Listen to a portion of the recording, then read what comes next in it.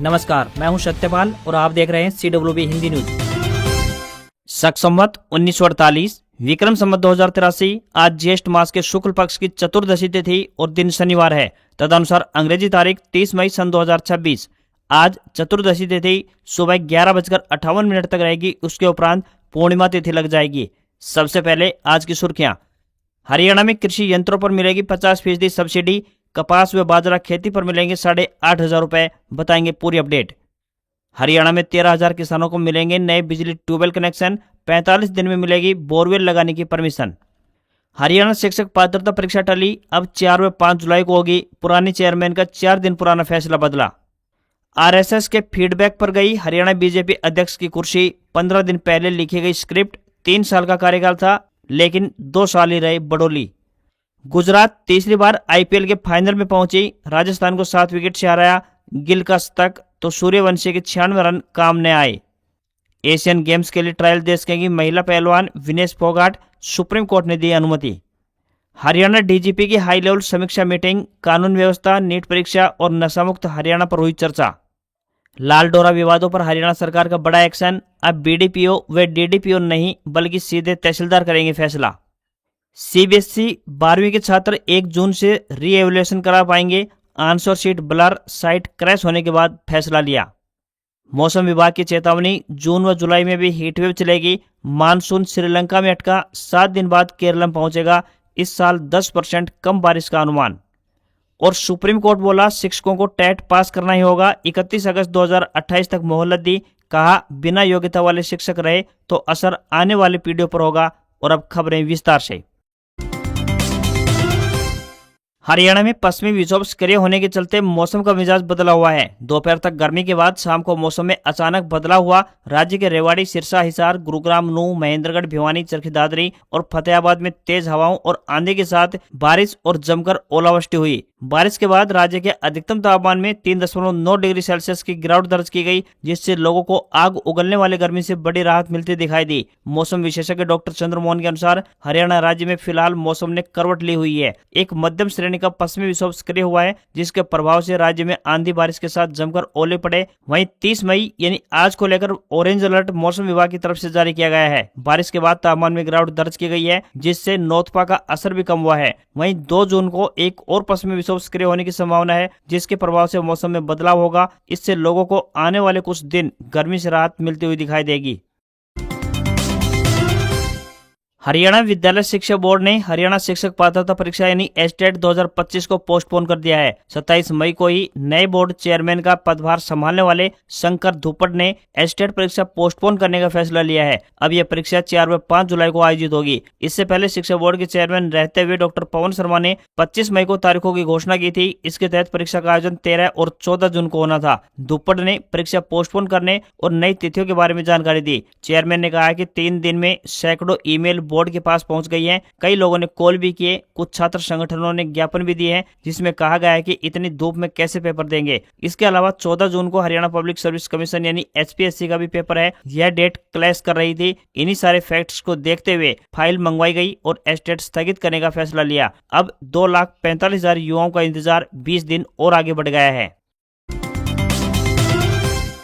Supreme court ने हरियाणा के Olympian wrestler Vinesh Phogat को एशियन गेम्स के ट्रायल की अनुमति दे दी है। 28 मई को रेसलिंग फेडरेशन ऑफ इंडिया यानी WFI ने फोगाट का ट्रायल रोकने के लिए सुप्रीम कोर्ट में अर्जी लगाई थी, जिसे जस्टिस PS नरसिम्हा और जस्टिस आलोक आराध्या की बेंच ने ठुकरा दिया। ये ट्रायल 30 व 31 मई को दिल्ली में होने हैं। इन ट्रायल में प्रदर्शन के आधार पर इसी साल सितंबर में जापान में होने वाली एशियन गेम्स में खिलाड़ियों का चयन होगा। दिल्ली हाईकोर्ट ने 22 मई को दिए आदेश में विनेश फोगाट को चयन ट्रायल में भाग लेने की अनुमति दी थी। इसी फैसले को WFI ने सुप्रीम कोर्ट में चुनौती दी थी। जस्टिस नरसिम्हा ने कहा कि आप शानदार रेसलर हैं, आपने देश को गर्व महसूस करवाया है, लेकिन देश पहले है। हाईकोर्ट पूरे शेड्यूल को बाधित नहीं कर सकता। फिलहाल एशियन गेम्स 2026 के चयन ट्रायल में भाग लेने की अनुमति दी जाती है।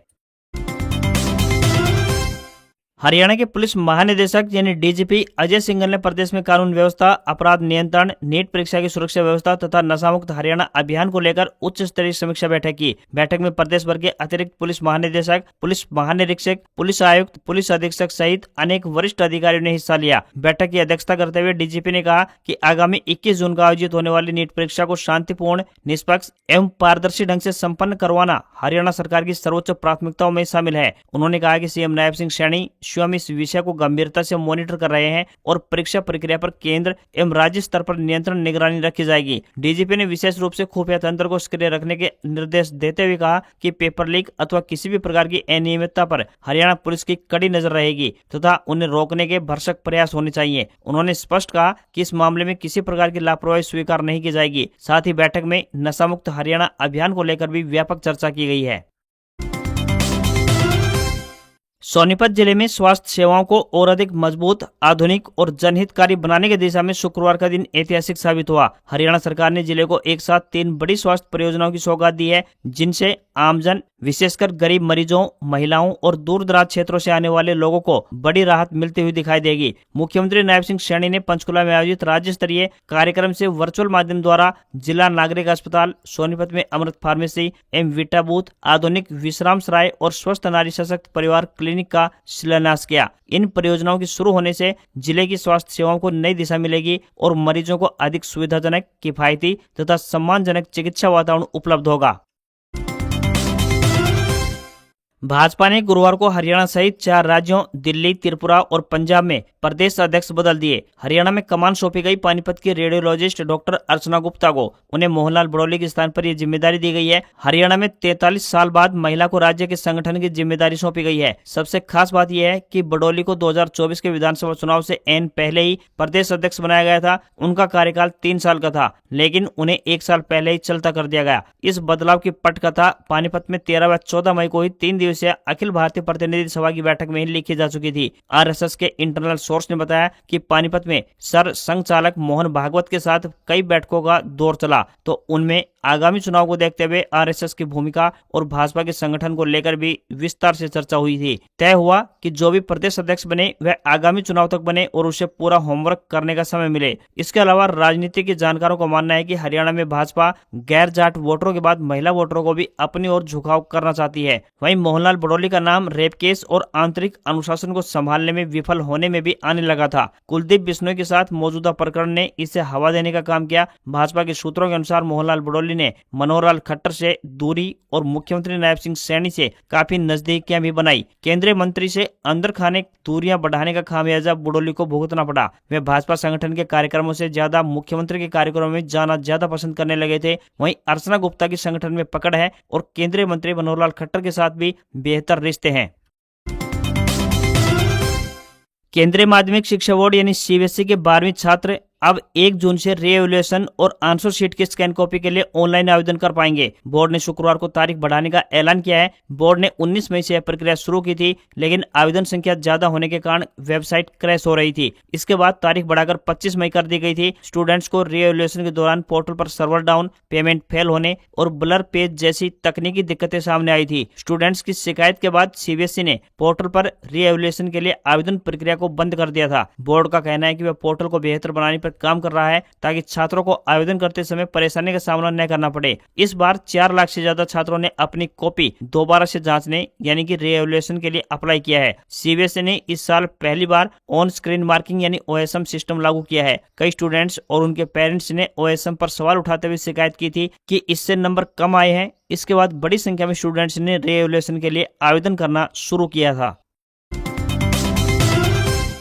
सुप्रीम कोर्ट ने शुक्रवार को स्पष्ट किया कि स्कूलों में काम कर रहे शिक्षकों के लिए टीचर एलिजिबिलिटी टेस्ट यानी टेट पास करना अनिवार्य है। कोर्ट ने टेट पास करने की समय सीमा 31 अगस्त 2027 से बढ़ाकर 31 अगस्त 2028 कर दी है। हालांकि कोर्ट ने यह भी स्पष्ट किया है कि इसके बाद कोई और समय नहीं दिया जाएगा। कोर्ट ने कहा है कि बिना टेट योग्यता वाले शिक्षक सेवा में बने रहे तो इसका असर आने वाली पीढ़ियों की शिक्षा पर पड़ेगा। फैसले का असर देश के 20 लाख से अधिक शिक्षकों पर होगा। जस्टिस दीपांकर दत्ता और जस्टिस मनमोहन की बेंच ने 65 से अधिक पुनर्विचार याचिकाएं खारिज कर दी हैं। ये याचिकाएं राज्य सरकारों, शिक्षक संगठनों और व्यक्तिगत शिक्षकों ने दायर की थी। सभी ने 2025 के फैसले पर पुनर्विचार मांगा था। मामला उन शिक्षकों से जुड़ा हुआ है जिन्हें आरटीई एक्ट 2009 लागू होने से पहले नियुक्त किया गया था और जिनके रिटायरमेंट में 5 साल से अधिक समय बाकी है। सुप्रीम कोर्ट ने 2025 के फैसले में कहा था कि ऐसे शिक्षकों को 1 सितंबर 2025 से 2 साल के भीतर टेट पास करना होगा।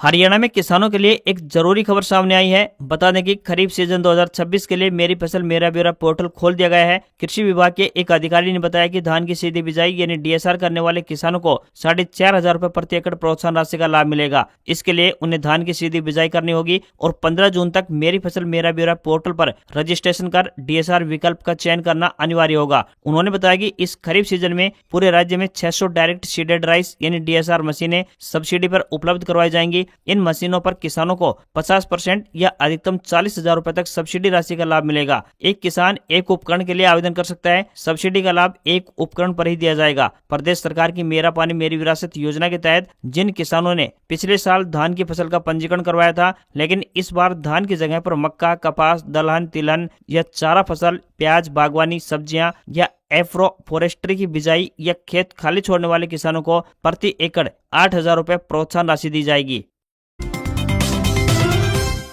हरियाणा में किसानों के लिए एक और अच्छी खबर सामने आई है। बता दें कि जल संसाधन ने भूजल निकालने के लिए अनापत्ति प्रमाण पत्र और अनुमति देने से जुड़े कार्यों को सेवा का अधिकार अधिनियम में शामिल कर लिया है। चीफ सेक्रेटरी अनुराग रस्तोगी द्वारा इस संबंध में निर्देश जारी किए गए हैं, जिसमें बताया गया है कि अब किसानों को 45 दिन के भीतर बोरवेल लगाने की अनुमति प्रदान कर दी जाएगी। वहीं 31 दिसंबर 2023 तक ट्यूबवेल कनेक्शन के लिए किए गए आवेदनों के लिए मांग नोटिस जारी किए जा चुके हैं। पूरी लागत राशि जमा करा चुके उत्तर हरियाणा बिजली वितरण निगम यानी UHBVN के 4,241 और दक्षिण हरियाणा बिजली वितरण निगम के 9,119 किसानों को 6 महीनों में बिजली कनेक्शन जारी कर दिए जाएंगे। 10 BHP तक आवेदन करने वालों को ऑफ ग्रिड सोलर पंप दिए जा रहे हैं। इसके अलावा 1 जनवरी 2024 से लेकर 31 जनवरी 2026 के बीच आवेदन करने वाले 43,527 किसानों के ट्यूबवेल कनेक्शन अभी लंबित हैं।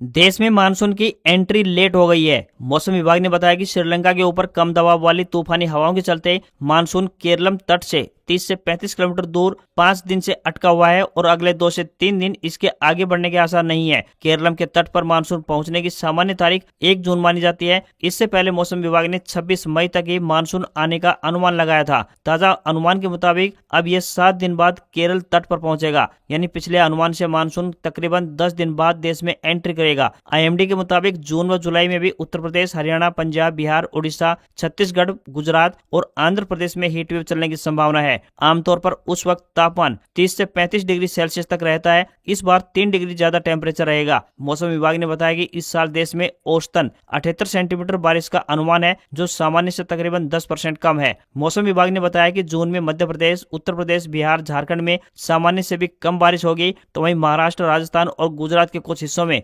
सामान्य बारिश का अनुमान है। वहीं हिमाचल प्रदेश के कई भागों में इस दौरान यानी अब तेज बारिश के साथ ओलावृष्टि हुई है। ओलावृष्टि ने कई भागों में सेब और दूसरी फसलों को काफी नुकसान पहुंचाया है। हरियाणा स्कूल शिक्षा परियोजना परिषद की तरफ से समग्र शिक्षा विभाग सोनीपत में शिक्षा स्वयंसेवक के पदों पर भर्ती के लिए आवेदन मांगे गए हैं। जो भी उम्मीदवार इन पदों के लिए इच्छुक हैं, वे ऑनलाइन माध्यम से अपने आवेदन भेज सकते हैं। आवेदन करने की अंतिम तिथि की बात करें तो 3 जून रहेगी। इन पदों के लिए आवेदक 12वीं पास व BEd या DEd धारक होने चाहिए। किसी भी वर्ग के उम्मीदवारों को कोई भी आवेदन शुल्क के रूप में रुपए नहीं देने होंगे। न्यूनतम आयु 18 वर्ष और अधिकतम आयु 42 वर्ष तय की गई है। सैलरी 10,000 रुपए पर मंथ मिलेगी। गुजरात टाइटंस IPL में तीसरी बार फाइनल में पहुंच गई है। टीम ने क्वालीफायर 2 में राजस्थान रॉयल्स को 7 विकेट से हराया। फाइनल में 31 मई को गुजरात का मुकाबला अहमदाबाद में रॉयल चैलेंजर्स बेंगलुरु से होगा। शुक्रवार को मुल्लापुर के महाराजा यादविंदर सिंह स्टेडियम में राजस्थान ने पहले बल्लेबाजी करते हुए 20 ओवर में 6 विकेट पर 214 रन बनाए, तो जवाब में गुजरात ने 18.4 ओवर में 3 विकेट खोकर टारगेट को हासिल कर लिया। गुजरात का IPL में यह सबसे बड़ा रन चेज भी है। पिछले सबसे बड़ा सफल रन चेज की बात करें तो 204 रन का था। वहीं वहीं गुजरात के जीत के हीरो शुभमन गिल रहे, जिन्होंने 53 गेंदों में 104 रन की कप्तानी पारी खेली। उनकी पारी में 15 चौके और 3 छक्के शामिल रहे। तो वहीं साई सुदर्शन ने भी 32 गेंदों में 58 रन बनाए। इससे पहले राजस्थान रॉयल्स के लिए वैभव सूर्यवंशी ने 47 गेंदों में 96 रन की शानदार पारी खेली, जिसमें 8 चौके और 7 छक्के शामिल रहे। टाटा मोटर्स ने अपनी नई टियागो लाइनअप को लॉन्च कर दिया है। इस अपडेटेड हैचबैक सीरीज के तहत पेट्रोल, सीएनजी और इलेक्ट्रिक वेरिएंट पेश किए गए हैं। कंपनी ने इस कार के एक्सटीरियर और इंटीरियर में भी कई बड़े बदलाव किए हैं। नई टियागो के पेट्रोल वेरिएंट की शुरुआती एक शोरूम कीमत 4,69,000 रुपए रखी गई है। तो वहीं टियागो ईवी की शुरुआती कीमत 6,99,000 रुपए है। टाटा मोटर्स इस इलेक्ट्रिक कार को battery as a service program के तहत भी ऑफर कर रही है। इस विकल्प को चुनने पर टियागो ईवी की शुरुआती कीमत घटकर 4,69,000 रुपए हो जाती है। इसके बाद ग्राहकों को 2.6 रुपए प्रति किलोमीटर की दर से बैटरी रेंटल चार्ज चुकाना होगा। मैकेनिकल तौर पर टियागो के इंजन और बैटरी पैक पहले जैसे ही हैं। टाटा मोटर्स का अलग से बाजार में मौजूद Maruti Swift, Hyundai grand i10 Nios और रेनो क्विड जैसी कारों को कड़ी टक्कर देना है।